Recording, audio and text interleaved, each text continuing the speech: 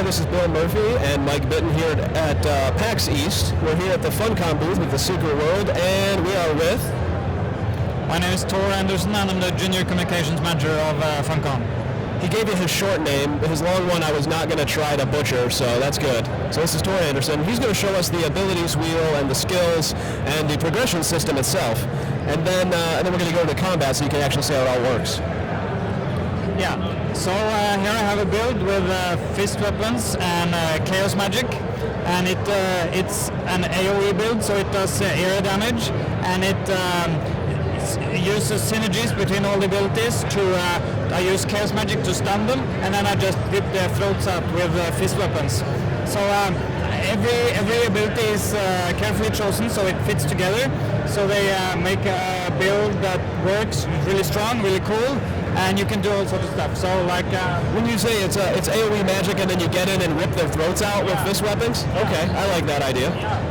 And the thing is, you make your own builds, and you can share them with others, you can save them, you can swap between them. So when you have that freedom, you can really experiment, find things that work, and when you find some really good combinations, it's just awesome because you get so much stronger and you can do so much more. It's so much more fun to play. So I can show you a few abilities. Yeah. Now, could you actually before we go, could you kind of show the wheel itself a little bit more for those who might not be familiar? Okay. So here we have the ability wheel. It's over 500 different abilities. They're all unique, so there's not different tiers of each one. They're all unique, they're all special, and they're all useful. There's no ability that's not useful, even if you're in the end game. Every ability is still useful. And it's divided into 9 weapon groups. And here, like this build has fist weapons, and it has chaos magic. So you develop the abilities in the inner ring first, and then you can go to the outer ring and get more specialized abilities. But even in this build, I'm using a lot of abilities from the inner ring. So it's just they get more and more expensive, but you buy them as you progress in the game. So instead of gaining levels, you're gaining these skill points. About how quickly will you pick up a bunch of skill points? Yeah, you gain ability points quite quickly. You will gain them. The further out you are in the game, the more you will get because things get more expensive. But in the beginning, the abilities are so cheap that you can buy a lot of them and really experiment. So you get them every few minutes, like perhaps every 5-10 minutes in the start, and then in the end game you can get them every 3 minutes or something like that. And can you just pick up the skill wheel and start spending them right then and there? Yeah, you can just spend. You gotta buy them after each other. So you start in a cell and you buy further down, and they get more and more expensive. But you can buy anything. So any ability point used in the ability wheel, it's never wasted because you will always have that ability, and you can use it in a new build some other day. You know. So the really cool thing is that you really want to have many builds because a build can be good for different situations. Perhaps you're just fighting a big boss and you want to do single target damage from perhaps good range because he has some really nasty melee abilities. So then you use that build. Or perhaps you want to fight mobs of zombies, many at a time. Then you use something like do area damage, you know. So you swap, and then you can do a tanking build and a healing build, and you can. If you play, you can get more and more builds, and really. So you're never pigeonholed into one area. Never. Okay, well let's go see how this the fist and chaos magic works. Yeah. So okay, this is the police station, and it's being overrun by zombies. So let's hunt some. You see some here. Okay, I have a charge, for instance, which puts me into there, and now I can use an area effect ability, fist weapons. See it, the damage to everybody. And I have these knives I throw out. And so I guess the motif for chaos magic is a very light green color, huh? Yeah, that's true. Here I have one guy. Yeah, I can this is an area effect. Look at this. Yeah. Okay. Yeah, and this build also impairs its target, so it can stun them, knock them down, and then the other abilities do more damage.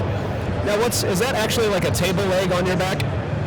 No, that's you can see here, it is my Chaos Magic Trinket. So this is the item, this is a weapon that lets me use Chaos Magic abilities.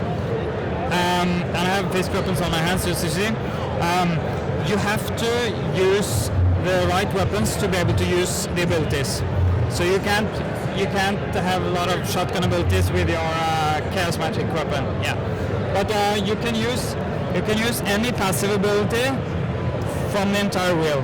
So you can find like a great passive ability from perhaps assault rifle that fits with your fist weapons, and you can put it in here.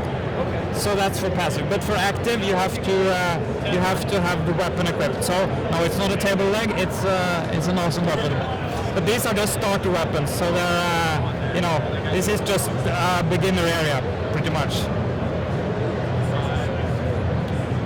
And you can also see that I'm building resources here, and I have finishers.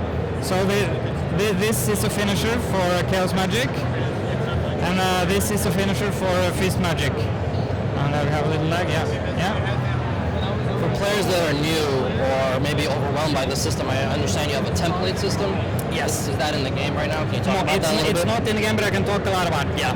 So it's called the deck system, because when you have like groups of abilities, it's almost like a deck in a collectible card game.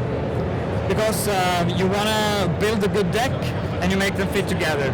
And in the ability wheel, you will be able to see different decks. So we have 10 different decks for each secret society, and then you can see all the abilities in that deck. So you can see what the game like advises you, these would fit well together. So then you can choose to follow that deck to develop those skills, those abilities, and you make that build. And if you complete it, you get a cool set of clothes that goes with it. So if you complete like a ninja build, you get ninja clothes. So, but even if you don't want to follow them, you can just use them as inspiration. So you see, he likes to use if he likes to combine a blade, a sword with blood magic for every time you hit something with your sword, you do dots from blood magic. So this is how the developers want to show you how you can find synergy, so you can find inspiration, and if you want real simplicity, you can just follow it. So there's going to be plenty of those decks. Are there any skills or abilities that are exclusive to the secret societies, the different societies? You can learn any you want. So no, they're just you're free to explore and to develop whatever you want. And you can also, it's not in the game now, but you can, when you're playing, you can share your builds with other players. So you can show them, look, this is what I use for this dungeon. And they say, okay. So then they can show the abilities highlighted, So it can be overwhelming, but when you get into it, it's pretty easy to learn. And so is there a system in place is that part of the system to teach players how to use the ability wheel then too? X is definitely there to teach players, but you also learn as you play from the start, because you only have a few abilities at the beginning, and then you get more and more and more, and then at the beginning you don't need that much synergy, but you can, when you get to the really nasty dungeons, you really need the builds that really can do the, exactly. Very cool. Yeah. Well, thank you very much. I really appreciate it. It was great to see how that all worked in person. Thank you very much.